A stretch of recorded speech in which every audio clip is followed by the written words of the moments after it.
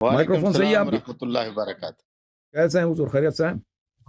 الحمدللہ سر، اللہ آپ کو جزائے خیر دے اور اللہ آپ کی تھینک یو سر، علم میں اور ہدایت میں اضافہ کرے انشاءاللہ۔ Thank you. کیا نام ہے آپ کا؟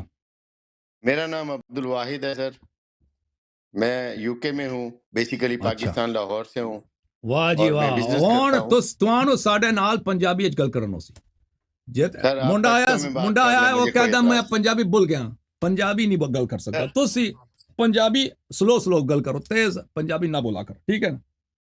صحیح ہے، جی بھائی جان، میں چلیں اردو جی. میں بات کروں گا اللہ یاری اچھا بھائی۔ چلیں جی، کیا کریں ہم اسی تو کوشش کرتے ہیں نا کہ پنجابی بھی گل ہو سی جزاک تے نہیں مندے تے میں کی جزاک کروں. اللہ جزاک اللہ، جی سر اللہ بولو تسی. اللہ آپ کی توفیقات میں اضافہ کرے تھینک یو انشاءاللہ سر، انشاءاللہ۔ بولیں بھائی اردو جان میں بولیں. بیسک میں بس 1-2 منٹ لوں گا اپنا، تھوڑا سا میں تعارف کرا دوں۔ میرا جی نام عبد الواحد ہے، بیسیکلی میں سنی بریلوی مکتبہ فکر سے تعلق رکھتا تھا خاندانی طور پہ، اور یہ تقریباً 6 سال ہو گئے میرا بالکل کایا پلٹ گئی، اور اب ہوں میں اپنے دوست احباب میں، رشتہ داروں میں نہیں بلکہ میرا پورا خاندان، میرا ماشاء پورا اللہ. گھر جو ہے، ہم کفر کرنے والوں میں شامل ہو گئے ہیں اور ہم ہوں مسلمانیت سے خارج ہو گئے ہیں۔ کیوں کہ ہم پہلے بھی بغض تو نہیں تھا الحمدللہ، لیکن ہمیں پہچان نہیں تھی۔ جی اب ہم اہل بیت مطہرات کی اور علی ولی اللہ کی گواہی دیتے ہیں، ماشاء اللہ یہی ہمارا ماشاء اللہ قصور ہے۔ ماشاء اللہ ٹھیک ہے، ماشاء اللہ. آپ اب ہم سیکھنے والے مرحلے میں ہیں۔ اللہ نے آپ کو بہت علم دیا ہے، اللہ آپ کو بہت زیادہ جزا دے۔ میں آپ کے سنتا رہتا ہوں اور اس میں سب کچھ ہے۔ اب 2-3-4 چیزیں ہیں جو میں آپ سے صرف پوچھوں گا، کیونکہ جی ہم سر، اس مکتبہ فکر سے آئے ہیں، جب ہم ادھر آ کے دیکھتے ہیں تو ہم کنفیوز ہو جاتے ہیں۔ جی سر. ایک تو یہ کہ کچھ لوگ یہ کرتے ہیں کہ آپ ان کو سارے احوال بھی دکھاتے ہیں، قرآن پاک بھی دکھاتے ہیں، ہوں اور وہ مانتے نہیں ہیں۔ تو میں تو ہوں مشورہ یہ دوں گا کہ آپ قولوا سلام، ایسے لوگوں جی سے سلام، سمن بکمن فہم لا یرجعون، یہ لوگ ہیں تو ان سے ہوں سلام ہی کر لینا کافی ہوتا ہے۔ ان کے ساتھ وقت ضائع کرنا اچھا نہیں ہے، کیونکہ اللہ نے ہدایت کے ان کے اوپر تالے لگا دیے ہیں۔ صحیح فرما رہے.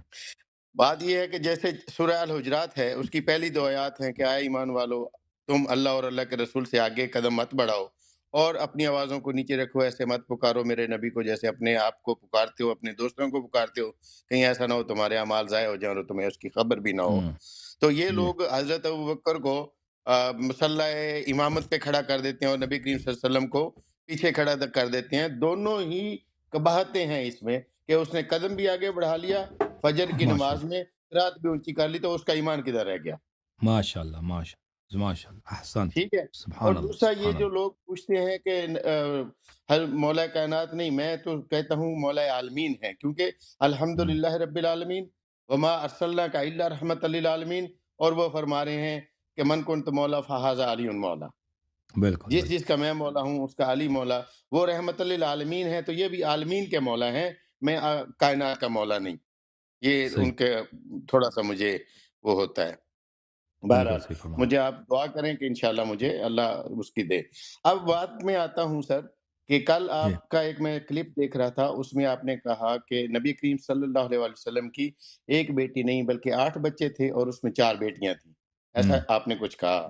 جی جی لیکن ہمیں روایات میں اور تاریخ میں صرف یہی ملتا ہے کہ نبی کریم صلی اللہ علیہ وسلم نے سیدہ فاطمہ سلام اللہ علیہا کی شادی بھی کی، ان کے بچوں کو جنت کے نوجوانوں کا سردار بھی قرار دیا، اور کہا کہ حسین و منی ونا من الحسین، اور کہا کہ یہ سیدات یعنی عورتوں کی سردار ہیں، جنت کی عورتوں کی سردار ہیں بی بی سلام اللہ علیہ۔ جب وہ آتی ہیں ان کے احترام میں کھڑے ہو جاتے ہیں، کالی کملی پھیلاتے ہیں۔ انما یرید اللہ کی جب آیت آتی ہے تو کالی کملی میں لے کے صرف جی بی بی فاطمہ کا حوالہ آتا ہے، ان کے بچوں کا آتا ہے۔ باقی اگر بیٹیاں تھیں تو ان کے لیے کوئی حوالہ نہیں ہے، اور کبھی ان کو ایک کھجور کا پتے کا بھی مالک نہیں بنایا ان کو یا ان کے بچوں کو۔ تو یہ مجھے کنفیوژن ہے، مجھے سیکھنا ہے، جاننا ہے۔ ایک تو جی یہ بالکل. سوال ہے، اس کا آپ جواب دیں۔ جی یہ بالکل صحیح فرما رہے ہیں. جو دیکھیں احادیث میں بقیہ اولاد رسول صلی اللہ علیہ وآلہ وسلم کا اتنا ذکر نہیں ملتا. ان کے جو بیٹے تھے تو ان پہ تو شک تو کسی کی نہیں کہ ان کے بیٹے تھے پیغمبر صلی اللہ علیہ وسلم کے، جناب طاہر، جناب طیب، جناب قاسم، اور مدینہ منورہ میں حضرت ماریہ قبطیہ رضی اللہ عنہا سے ان کا بیٹا پیدا ہوا شہزادہ حضرت ابراہیم علیہ السلام. اس میں کسی کا اختلاف نہیں ہے کہ ان کے یہ بیٹے تھے پیغمبر صلی اللہ علیہ وسلم کے، لیکن ان بیٹوں سے پیغمبر صلی اللہ علیہ وسلم کی زیادہ محبت ہو، جس طرح حضرت زہرا سلام اللہ علیہ، یا جس طرح امام حسن امام حسین علیہ السلام کے لیے، اس طرح کوئی ہمیں نہیں ملتا تاریخ میں، ٹھیک ہے نا؟ اور جو جی فضائل انہوں نے اپنے دو شہزادوں، اعلان کے امام حسن امام حسین علیہ السلام بھی ننھے تھے جب رسول پاک صلی اللہ علیہ وسلم کی وفات ہوئی ہے نا، تو ان کی عمر 7 اور 6 سال اس طرح تھے، ان کے عمر شریف حضرت امام حسن اور امام حسین علیہ السلام کی. تو اس طرح نہیں ہے کہ وہ بڑے نوجوان تھے اس لیے ان کی فضائل زیادہ ہے اس عمر کی وجہ سے. لیکن اللہ تعالیٰ نے جن کو چنا ہے، جن کو عظمت دیا اللہ تعالیٰ نے، وہ مخصوص افراد ہیں، وہ مخصوص افراد ہیں، ٹھیک ہے نا؟ سبحان جی حالانکہ حضرت ابراہیم علیہ السلام جو ہے ہمارے سید حضرت ابراہیم علیہ السلام، ہمارے نبی کے جو فرزند ہیں، وہ نبی کے صلب سے ہیں اور مدینہ میں پیدا ہوئے ہیں، اور مدینہ میں صحابہ زیادہ تھے. یعنی دیکھیں مکے کے جو احادیث ہیں وہ تو کم ہیں، مکہ مکرمہ کے جو احادیث روایات ہیں وہ مسلمانوں کے پاس کم ہیں. احادیث اکثر 90% احادیث مدینہ کے ہیں، کیونکہ مکہ میں مسلمان کم تھے، تقیہ کی حالت تھی، شدت تھی، سختی تھی کفار کی، اور مدینہ کے احادیث زیادہ. تو اگر اتنے فضائل ہوتے تو حضرت ابراہیم کے فضائل نقل کرتے، بلکہ ان کے فضائل اتنے نہیں ہیں. بس یہی ہے کہ پیغمبر صلی اللہ علیہ وسلم جب ان کی وفات ہوئی تو پیغمبر صلی اللہ علیہ وسلم کے آنکھوں سے آنسو آیا ہے اور بولا ہم صبر کریں گے. شیعہ کتب میں یہ موجود ہے کہ بلکہ ان کو رسول اللہ صلی اللہ علیہ وسلم نے ان کو امام حسین علیہ السلام پہ قربان کیا، حضرت ابراہیم کو. تو عرض یہ ہے کہ ان کے وہ فرزند جن پہ کوئی کسی قسم کا نزاع نہیں ہے کہ یہ واقعاً فرزند رسول ہیں، ان کا بھی جب آپ قیاس کرتے ہیں بی بی دو عالم حضرت سیدہ نساء العالمین سلام اللہ علیہ سے، وہ کچھ بھی نہیں ہے، یعنی زمین آسمان کا فرق ہے، فضائل میں کچھ بھی نقل منقول نہیں ہے، ٹھیک ہے نا؟ یا امام حسن امام حسین علیہ السلام سے جب قیاس کرتے ہیں تو نہیں ہے، ان کا قیاس نہیں ہے. تو پنجتن پاک جو ہے نا، ان کا قیاس کسی سے نہیں ہے. پنجتن اچھا پاک، ہاں جی میرا وہ اشارہ اللہ یار بھائی اس کی طرف تھا جو سیدہ سلام اللہ علیہ سیدہ خدیجہ سلام اللہ علیہ سے جو بیٹیاں نقل کرتے ہیں ہاں ہمارے دوسرے مکتبہ فکر، اور جی حضرت عثمان کو ان کا دوہرا داماد یعنی دو بیٹیوں کا ہسبینڈ ثابت کرتے ہیں. میں ان جی بیٹیوں کے متعلق پوچھنا چاہ رہا تھا. جی عرض یہی ہے کہ تو پھر عرض یہ ہے کہ اگر ان بیٹیوں کا متعلق رسول پاک صلی اللہ علیہ وسلم کتنا پیار دیتے تھے اور ان کے ساتھ کتنے نیکی کرتے تھے، اتنا مروی نہیں ہے، اور ان کے فضائل بھی مروی نہیں ہے، تو یہ کوئی عجیب بات نہیں ہے. ان کے بیٹوں کے متعلق بھی یہی ہے. تو جہاں تک عثمان کا تعلق ہے تو ہمارے احادیث میں یہی ہے کہ ایک بیٹی کی جب نکاح ہوئی ہے عثمان سے، وہ رخصتی سے پہلے اس کی وفات ہو گئی ہے. تو پھر دوسری بیٹی کا جو ہے اس نکاح اس طرح ہوئی ہے اس کی کہ رسول پاک صلی اللہ علیہ وسلم ایک دفعہ جنگ ہو رہا تھا، کہیں پہ جنگ ہونا تھا، تو کہا تھا کہ کوئی اگر اس جنگ میں صدقہ دے دے، زکوٰۃ دے دے، مال خرچ کرے تو اس کے لیے جنت میں اس کے گھر کا ایک گارنٹی دے دیتا ہوں. تو عثمان نے اس وقت وہاں پہ کچھ پیسے دیے تھے. تو حضرت رقیہ نے اس وقت شرط کیا تھا کہ مجھے جنت، میرا مہر وہ جنت میں جو گھر ہے وہ مجھے، عثمان نے وہ دے دیا. جنت میں جو گھر ہے عثمان نے کہا اچھی کہ اب مہر یہی ہے. پھر جب رخصتی ہوئی تو رخصتی کے بعد ان کے ساتھ بہت برا برتاؤ کیا گیا عثمان کی جانب سے، اور وہ بیچاری عثمان کے ہاتھ شہید ہو گئیں. عثمان نے ان کو مارا، ان کے اپنے شوہر کے مارنے کی وجہ سے وہ شہید ہوئی ہیں، وہ شہید دنیا سے گئیں، اور رسول پاک صلی اللہ علیہ وسلم نے ان کے مزار پہ رویا ہے. اور یہ ان کی داستان ہے جو رقیہ ہے. جی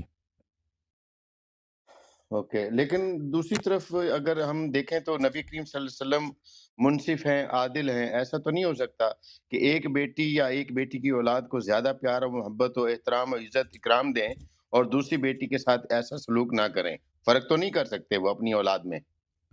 دیکھیں وہ ان کی دوسری بیٹیوں کا اولاد نہیں ہے، ایک بیٹی کا اولاد اوکے ہے. ایک بیٹی کا اولاد ہے جس کا نام زینب ہے. زینب کی ایک بیٹی ہے امامہ، اس کا اور اولاد نہیں ہے، بس وہی ایک بیٹی تھی وہ. اچھا دوسروں کی اولاد، ایک بیٹی کے تو بغیر شادی کی دنیا سے گئی ہے نا، بغیر رخصتی سے. دوسری بھی وہ رخصتی کے بعد مار کے وہ شہید ہو گئی ہے. دوسرے اولادوں کی وہ نہیں ہے، اولاد نہیں ہے. تو نہیں، رسول پاک صلی اللہ علیہ وسلم کسی پہ ظلم نہیں کر سکتے، لیکن جو اللہ کی جانب سے جو فضیلت حضرت زہرا سلام اللہ علیہ کی ہے، وہ تو اللہ کی جانب سے حکم تھا کہ ان کے ساتھ ایسا سلوک، آئے تطہیر ان کے لیے، دوسروں کے اگر دوسری بیٹیاں تھی بھی نہیں، ان کے آئے تطہیر ان کے لیے نہیں ہے. تو رسول اللہ ٹھیک صلی ہو اللہ گیا، علیہ ٹھیک وسلم ہو گیا، ایسے تو سمجھ نہیں کر آ گئی سکتے کہ مجھے. ان جیسے آئے تطہیر میں شامل کریں. بالکل سمجھ آ گئی مجھے، جیسے نبی کریم صلی اللہ علیہ وسلم اور بی بی فاطمہ کی اولاد میں سے جن کو امام چن لیا گیا وہی امام ہے، باقی بھی اولاد ہے لیکن وہ امام نہیں ہے، بالکل بالکل ایسے ہی، ان سے نسل چلی ٹھیک ہی ہے۔ نہیں ہے جی، اب ان سے نسل نہیں جی، چلی ہے، جی، جی، اب میں عرض بیٹے تو یہ سب کروں، بچپن سے وفات ہو گئے نا، اور بیٹیوں میں سے بھی کوئی اولاد نہیں ہے پیغمبر صلی اللہ علیہ وسلم کی جی۔ جزاک اللہ۔ اب میں یہ آپ سے ریکویسٹ یہ کرتا ہوں، چونکہ میں کنورٹڈ ہوں بریلوی جی سے، اب میں آپ جیسا جی ہی کافر ہوں، جیسے آپ کافر ہیں ویسے ہی کافر ہوں جی جی دوسرے صحیح ہے، مسلمانوں کی نظر میں۔ قل یا ایھا الکافرون لا اعبد ما تعبدون، بالکل صحیح فرمایا۔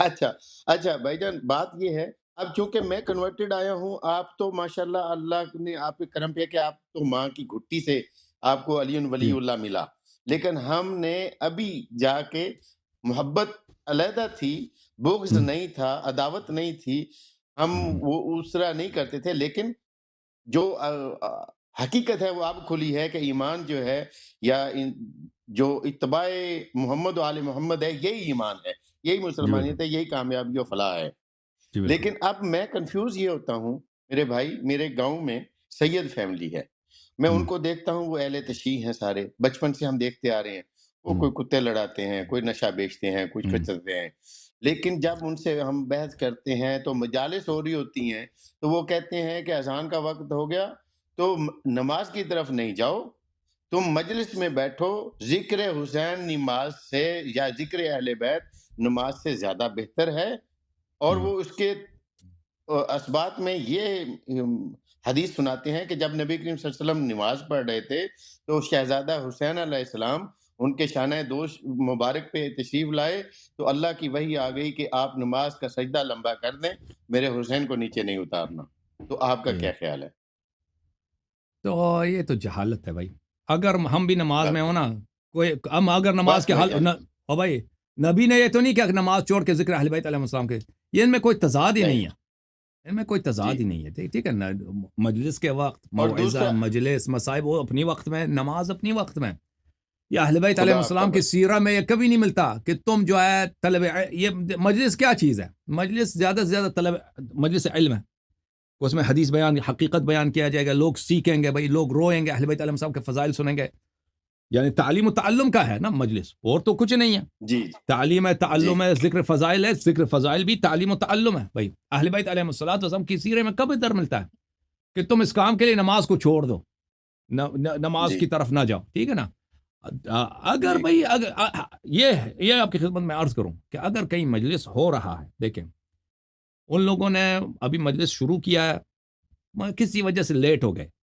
لیٹ شروع کر دی بھئی، مجلس کے درمیان ایک دفعہ اذان شروع ہو گئی، ٹھیک ہے نا، مجلس کے درمیان، تو میں نہیں کہتا کہ تم مجلس چھوڑ کے نماز کی طرف چلے جاؤ، ٹھیک ہے نا، اب نماز جو ہے تھوڑی دیر بعد بھی پڑھ سکتے ہو، پڑھ سکتے ہیں، اگر ایک دفعہ مجلس شروع ہو چکی ہے تو کوئی بات نہیں، اس کو ڈسرپٹ کرنے کی ضرورت نہیں ہے، اب کیونکہ اللہ تعالیٰ نے نماز کے لیے وقت معین کیا، اس کے لیے ایک لمٹ ہے، 3 گھنٹے، 4 گھنٹے، 2 گھنٹے، وہ مختلف ہے نا، نماز فجر کے لیے تقریباً 1.25 گھنٹہ وقت ہوتا ہے، نماز ظہر عصر کے لیے وقت زیادہ ہے، تو وہ مجلس ختم ہونے کے بعد نماز اپنا پڑھ لینا، لیکن اگر آپ، لیکن یہ کس صورت میں ہے بھائی، کس صورت میں ہے، اس صورت میں ہے کہ ہم پہلے سے پروگرام بنا چکے ہیں، ہم نے پروگرام بنا دیا بھائی مجلس کا، بھائی اذان کا وقت فرض کریں 7 بجے ہے، ہمارا پروگرام یہ تھا کہ 6:30 بجے میں ختم کرتے ہیں، تو 6:30 بجے میں ختم ہوگا، 6:30 بجے کے بعد لوگ جا کے وہ وضو بنائیں گے، وہ 7 بجے تک ہم نماز پڑھیں گے، لیکن کسی وجہ سے ہمارے اختیار سے باہر لیٹ ہو گیا بھائی، اب جو ہے اذان کا وقت شروع ہونے لگا، وہ مولوی صاحب مجلس پہ پڑھ رہے ہیں،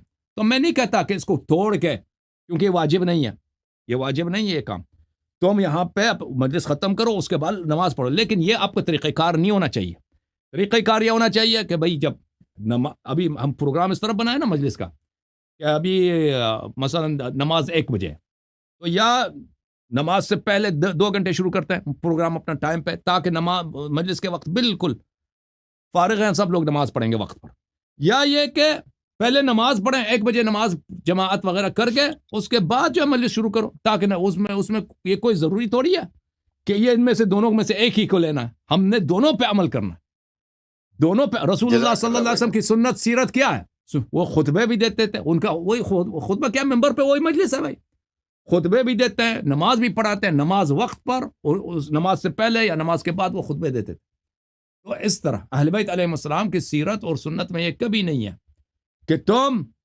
جو ہے مجلس علم کے لیے یا مجلس فضائل کے لیے تم نماز کو ترک کرو یا نماز کی تاخیر کرو، لیکن نماز کو یہ بھی عرض بھی کروں کہ اس طرح مقدس بننا کہ نماز کو اول وقت پڑھنا یہ کوئی واجب ہے، یہ واجب نہیں ہے.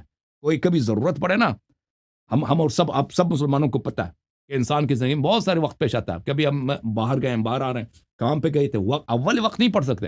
اذان ہوتی ہے مثلا 6 بجے، میں 6 بجے گھر پہ نہیں ہوتا ہوں بھائی، راستے میں ہوتا ہوں، رش ہے، راستے میں ٹریفک ہے، میں 7 بجے گھر پہ پہنچ کے نماز پڑھتا ہوں. یہ کوئی حرام نہیں ہے، ٹھیک ہے نا. ضرورت کے وقت انسان نماز کو قضا کرنے کی اجازت نہیں ہے، لیکن ایک آدھا گھنٹہ، 1 گھنٹہ، 45 منٹ، 2 گھنٹے، وہ ضرورت جب پیش آ جاتی ہے اس میں وہ کوئی وہ اس میں ضروری نہیں ہے. لیکن کوشش انسان کی یہی ہونی چاہیے کہ نماز اول وقت پڑھے. جی سر. ٹھیک ہو گیا جی. اچھا، دوسرا یہ ہے بھائی جان کہ اب میں دیکھتا ہوں، بچپن سے دیکھتے آ رہے ہیں، کوئی یہ اپنے جو اہل تشیع بھائی ہیں ان میں بھی کوئی کسی میں نے بہت سارے ذاکروں کو اور علماء کو بھی سنا جو خدا نہ خواستہ جو اہل بیت مطہرین ہیں اسلام اللہ علیہ اجمعین، ان کے رتبے کو خدا سے بھی بڑھا دیتے ہیں، اور کچھ ایسے ہیں جو ان کا صحیح حق بھی نہیں دیتے. اب ایسا ہے کہ کچھ جلسے جلوس نکالتے ہیں، کچھ ماتم کرتے ہیں، کچھ گھوڑے نکالتے ہیں، کچھ پنجے کا نشان بنا کے وہ بھی علم بھی نکالتے ہیں. تو آپ اس کے متعلق تھوڑا سا رہنمائی کریں، کیونکہ ہم نئے ہیں، ہمیں نہیں پتہ دیکھیں یہ جائز ہے یا ناجائز ہے. دیکھیں جہاں تک عقیدے کا تعلق ہے اور مطالب بیان کرنے کا، فضائل بیان کریں گے نا، حق وہی ہے جو اللہ اور رسول صلی اللہ علیہ وسلم اہل بیت علیہ السلام نے فرمایا، ٹھیک ہے نا. ہم وہی بیان کریں گے، ہمارا عقیدہ وہی. اگر ہم شیعہ ہیں تو ہمارا جی عقیدہ یہی ہونا چاہیے جو اللہ اور رسول صلی اللہ علیہ وسلم اہل بیت علیہ السلام نے فرمایا. تو اہل بیت جی اللہ اور رسول صلی اللہ علیہ وسلم نے کبھی یہ نہیں بولا کہ وہ اللہ سے بھی بڑے ہیں، نستجیر باللہ. یہ کفر ہے. جو اس کا یہ جی عقیدہ ہے، اس کے کافر ہونے میں، اس کے نجس ہونے میں، اس کا دشمن خدا، دشمن رسول، دشمن اہل بیت علیہ السلام ہونے میں شک ہی نہیں ہے. وہ دنیا کا بے بدترین شک. کافر ہے جس کا یہ عقیدہ ہے کہ وہ یا جو جی مجلس ایسا پڑھتا ہے، جو مجلس ایسا پڑھتا ہے کہ جیسے وہ اہل بیت علیہ السلام کو اللہ سے آگے کر دیتے ہیں. تو یہ تو جی جہالت ہے، یہ نہ صرف جہالت ہے، یہ زندقہ الحاد ہے، بلا جی شک میں بلا ربی مثال کے الحاد ہے. طور پہ ایک کوٹ کروں گا. جیسے عارف الوی ہے، عارف الوی ہے کہ آصف الوی، اس نے نماز جمعہ کی آیت کی وہ جو ترجمہ کیا کہ جب نماز کے لیے ندا دی جائے تو اللہ کے گھر کی طرف دوڑ پڑو، نماز پڑھو کہ اللہ کا فضل تلاش کرو، اور پھر زمین میں منتشر ہو جاؤ اور اس کا فضل تلاش کرو. وہ کہتا ہے کہ یہ ایسے نہیں ہے، یہ ترجمہ غلط ہے. ترجمہ جو ہے وہ ہمارا اس طرح ہے کہ جب امام مہدی علیہ السلام کی طرف سے ندا دی جائے گی تو تم ان کی طرف دوڑو اور ان کی اتباع کرو، اور اس کے بعد یہ اللہ کا سب سے بڑا فضل ہے. تو لیکن جب کہ وہ آدھی آیت پڑھتے ہیں اور آدھی آیت کا ترجمہ نہیں کرتے، آدھی آیت کا ترجمہ کرتے ہیں. آگے تو اس نے لکھا ہے کہ نماز پڑھ چکو تو پھر اللہ کی زمین میں پھیل جاؤ اور اس کا فضل تلاش کرو. صحیح. تو کیا پھر مہدی علیہ السلام اللہ کا فضل نہیں ہے؟ اس سے بڑا کوئی فضل ہے جس کو تلاش کرنے کے لیے اللہ کہہ رہے ہیں؟ اور یہ ہے میرے بھائی، تو بہرحال عقیدہ انسان کا کیا ہونا چاہیے؟ وہ جو آل محمد علیہ السلام نے فرمایا، جو اہل بیت جی علیہ السلام کا عقیدہ ہے. دیکھیں اور ہمیں بخوبی تو علم نہیں ہے اس طرح کہ ہر مسئلے میں ہم اہل بیت علیہ السلام کے اقوال کو جان لینا کہ وہ کیا فرماتے ہیں. یہ تو جی ہمارے لیے ممکن نہیں ہے. لیکن انسان کی جب نیت یہ ہو، دیکھیں یہ حدیث امام جعفر صادق علیہ السلام کہ ہر انسان، ہر شیعہ جو بھی یہ عقیدہ رکھے کہ وہ اپنا نیت اس طرح رکھے کہ اے اللہ، ان قولی فی جمیع ما بلی انی اقول فی جمیع ما بلی ان قولی قول آل محمد علیہ السلام فیما بلغنی عنہم فیما لم یبلغنی وفیما اصر وفیما اعلن، کہ میرا عقیدہ آل محمد علیہ السلام والا عقیدہ ہے. جو باتیں انہوں نے باتیں نے ظاہر کیا اور جو باتیں انہوں نے ظاہر نہیں کیا، اور جو مجھے پہنچا ہے اور جو مجھے نہیں پہنچا ہے. نیت یہ ہو کہ جو رسول پاک صلی اللہ علیہ وسلم کا عقیدہ ہے، جو اہل بیت پنجتن پاک علیہ السلام کا عقیدہ ہے، جو 12 اماموں کا عقیدہ، وہی میرا عقیدہ ہے. ٹھیک ہے، میں ان کے سب باتوں کو نہیں جانتا، جو مجھے پہنچی ہیں، جو میں جانتا ہوں وہ تو ہے ہی ہے. جو نہیں ہے اس کا بھی میرا عقیدہ ہے. جو یہ کہے گا وہ اس کا عقیدہ صحیح ہوگا. ٹھیک ہے نا. تو عرض یہ ہے کہ انسان کا عقیدہ اس طرح ہونا چاہیے جو اہل بیت علیہ السلام نے فرمایا، فضائل میں سب کچھ میں، اور جو عقیدہ اس طرح خطبہ حضرات، ذاکرین حضرات لوگوں کو وہ باتیں سنائیں جو حق ہے، جو اہل بیت علیہ السلام نے فرمائے ہیں. آپ وہ بس کوئی حدیث نقل کرنے سے پہلے، کوئی واقعہ نقل کرنے سے پہلے اس کو چیک کرو کہ وہ کسی کتاب میں ہے بھی کہ نہیں. تفسیر بالرائے نہ کرو اپنے آپ سے ایسے باتیں من گڑت جو ذاکرین میں مشہور ہے. تو ان کے کیونکہ ذاکرین کا ماحول ایسا ہے کہ جو جتنا زیادہ غلو کرے گا، جو زیادہ مبالغہ کرے گا، لوگ اس کو داد دیتے ہیں، لوگوں کو مزہ آ جاتا ہے. تو یہ تو بالکل وہ ایک داد لینے کے لیے، پیسہ لینے کے لیے ایک ریس ہے، ایک ریس ہے. اور اوکے. وہ اکثر اور خطباء یہ کو، جو اتنا پرواہ نہیں ہے کہ وہ سچ کہہ رہے ہیں جھوٹ کہہ رہے ہیں. تو اس بالکل صحیح لیے فرما رہے ہیں آپ. ہاں، اس لیے بہت سارے لوگ اس مسئلے سے گمراہ ہو جاتے ہیں اس مسئلے میں. تو دین وہی ہے بھائی، دین ہم تو من گڑت نئے ہیں. نہیں ہے کہ ذاکرین کو اتھارٹی ہے کہ جدھر مرضی وہ جھوٹ بنا دیں. جی جی جی جی جی ہم تو نئے ہیں، ہم اس لیے کنفیوز ہو جاتے ہیں. اب یہ آپ تھوڑا سا ارشاد فرما دیں جلسے جلوس اور یہ ماتم اور عزاداری کے لیے بھی پلیز. اچھی بات ہے، آپ سن لیں، اللہ سن لیں. آپ سے خدا حافظی ابھی میں بتاتا ہوں، ٹھیک ہے نا؟ سلام ہے آپ ایک کو. سوال اور ہے بس، اس کے بعد میں اپنا عقیدہ بتاؤں گا آپ کو، پھر آپ جو مرضی کریں. اچھا، بند کر دیں دیکھیں پلیز. عزاداری کے متعلق اہل بیت طاہرین علیہ السلام کے روایات جو ہیں بہت زیادہ ہے کہ عزاداری جو ہے رونا اور ان کے مجالس برپا کرنا، اس کا ثواب، اور کسی کو رلانا، اس کا ثواب بہت زیادہ ہے. اور اس کے علاوہ مصیبت کا اظہار کرنا اور بے قراری کا اظہار کرنا، ٹھیک ہے نا؟ جو حدیث میں وہی ہے کہ انسان کو یہ کہہ دے کہ بھائی میرے مولا پہ اتنا ظلم ہوا ہے. اب اگر ایک تقیہ کی حالت ہے وہ الگ بات ہے کہ لوگ آپ کو قتل کریں گے، آپ ماتم نہیں کر سکتے، وہ الگ بات ہے. لیکن اگر آزادی ہے، جیسے آپ یو کے میں رہتے ہیں، ادھر آپ کو کوئی نہیں چھیڑتا، کہ آپ مثلا اس میں جو اہل بیت علیہ السلام نے فرمایا کہ بے قراری کا اظہار کرو. بے قراری یہ ہے کہ میں اپنے اہل خانہ کے ساتھ میں گلی میں نکلتا ہوں، اس کا نام ہے دستہ عزا. گلی میں نے بھائی سینہ زنی کیا، میں بے قراری کا اظہار غم کا اظہار کرتا ہوں کہ میرے نبی صلی اللہ علیہ وسلم کی بیٹیوں کو اسارت میں لیا گیا، ٹھیک ہے نا؟ میرے نبی صلی اللہ علیہ وسلم کے صاحبزادیوں کو، ان کو اسیر بنا. اوف، یہ اتنی مصیبت ہے کہ زمین پٹ جائے. تو یہ ابھی ہماری اور آپ کی بہن ہے، ٹھیک ہے نا؟ اگر ہمیں خبر ملے کہ آپ کی بیٹی کو کسی ظالم نے اٹھا کے لے کے، یا بھائی اس کے سر سے اس کو مارا ہے، تو آپ تو کوئی غیرت مند آدمی ہے تو غم سے پڑ جائے گا اس کا کلیجہ، ٹھیک ہے نا؟ تو اگر یہ آدمی کوئی سنتا ہے اس طرح، اس غم میں کہے کہ امام زین العابدین علیہ السلام کے مصائب، امام حسین علیہ السلام کے مصائب اس طرح ہیں، تو وہ غم کے اظہار کے لیے اگر وہ گلی میں نکلتا ہے، اس بات میں آ جاتا ہے کہ اہل بیت علیہ السلام نے فرمایا کہ غم کا اور بے قراری کا، بے چینی کا، ہمارے غم میں اس کا اظہار کرو. تو دستہ عزا اس طرح ہے. تو یہ جو شیعہ نکالتے ہیں، یہ کوئی غلط بات نہیں ہے، اہل بیت علیہ السلام کی تعلیمات کے موافق ہے. اب جو لوگ علم نکالتے ہیں، دیکھیں علم نکالنا، یہ علم جو ہے رسول پاک صلی اللہ علیہ وسلم کا علم ہوتا تھا، اور امام حسین علیہ السلام کا علم تھا روز عاشور. یہ علم جو ہے ائمہ علیہ السلام کی سنت ہے. اگر ان کی یاد میں شیعہ جو ہے علم رکھتے ہیں گھر میں، علم نکالتے ہیں، تو اس سے کوئی منع نہیں، یہ ایک جائز چیز ہے، بلکہ ایک اچھی بات ہے. اس اوکے، علم سے میرا علم سے نہیں سوال تھا، جو پنجہ عباس علیہ السلام ہاں، کا بناتے ہیں وہ پنجہ جو ہے بتائیں. نا، پنجہ جو ہے، یہ اس کا روایات میں کچھ نہیں ملتا اس کا روایات. اب پنجہ جو ہے شیعوں نے رکھنا شروع کیا، مجھے نہیں معلوم کب سے شروع کیا ہے، لیکن حضرت عباس علیہ اللہ السلام کو والسلام کے دست مبارک جو ہیں قلم ہوئے تھے نا، ان کے دست مبارک یہ تو مختلف مقاتل میں ہے، اور وہ بھی اللہ آپ جنگ کو نہیں جزا فرما دے رہے تھے، بھائی وہ جان. پانی لانے میں، انہوں نے پیاسوں جی کے لیے پانی لانے میں. تو اگر شیعہ ان کے اس علامت کے طور پر کہ علم کے ساتھ یہ علم کا جو وارث ہے، اس علم کا جو اصلی علمدار تھا، اس کے دست مبارک جو ہے کٹ گئے تھے، تو یہ اس سے کوئی منع نہیں ہے اہل بیت علیہ السلام کے مذہب میں. جی ٹھیک ہے نا جی. بھائی؟ اب میں آپ کو اپنا عقیدہ بتا دیتا ہوں بھائی جان، جی سر، جو بتائیں. میں نے ابھی سیکھا سنا، جو جی الحمدللہ نبی کریم صلی اللہ علیہ وسلم نے فرمایا کہ میری حیثیت اے علی، آپ کی، میرے ساتھ آپ کی حیثیت وہ ہے جو موسیٰ کے ساتھ ہارون کی تھی. جیسے ہارون کی اتباع اس قوم پہ لازم تھی، واجب تھی، اسی طرح مولا کائنات کی، مولا عالمین کی بھی ہے. اور کہا کہ بالکل اے علی، تو اس بات پہ خوش نہیں ہے کہ دنیا اور آخرت میں تو میرا بھائی ہے. بالکل. اور کہا کہ آنا مدینہ تو علم ہا علی بابہا. اور اس ماشاء کے اللہ. بعد نبی کریم صلی اللہ علیہ وسلم نے کیا کہا کہ اے اللہ، حق کو ادھر موڑ دے جدھر علی جائے. علی صحیح ما حق، حق کو ما علی، یعنی صحیح علی کو حق کا محتاج نہیں کیا، حق کو علی کا محتاج کر دیا.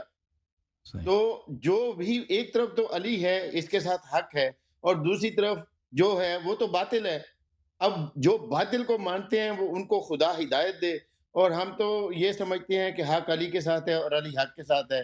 اور وہ نبی کریم صلی اللہ علیہ وآلہ وسلم کی اس غدیر خم کی حدیث کے مطابق وہ من کنت مولا فہذا علی مولا، وہ صرف مولا صرف اصحاب کے نہیں تھے، مومنین کے نہیں تھے، میرے نبی کریم صلی اللہ علیہ وسلم امام الانبیاء ہیں، وہ ان سب کے مولا ہیں۔ میرے نبی نے یہ تکفیر نہیں کی کہ میں نبیوں کے علاوہ سب کے مولا ہیں علی۔ میرے نبی نے فرمایا جس کا میں مولا ہوں اس کا علی مولا ہے۔ میرا یہ عقیدہ ہے۔ اب تھینک یو سر، اللہ تعالیٰ آپ کو اس عقیدے پہ ثابت رکھے، اللہ تعالیٰ انشاءاللہ آپ کو جزائے خیر دے، بہت بس مہربانی، دعاؤں کی التجا ہے، اللہ آپ کو عزت دے، اور اللہ آپ کو زندگی مزید سے ایمان دے، میرے لیے اور ہدایت کا، اللہ بس تعالیٰ ہدایت کی دعا کریں۔ اللہ تعالیٰ آپ کو اور آپ کے گھر والوں کو دشمنوں کی دشمنی سے بچائے رکھے۔ تھینک یو سر، اللہ آپ کو جزائے خیر دے۔ تھینک یو، جزاک اللہ تھینک یو، بھائی۔ تھینک یو میرے بھائی، تھینک یو عزیز۔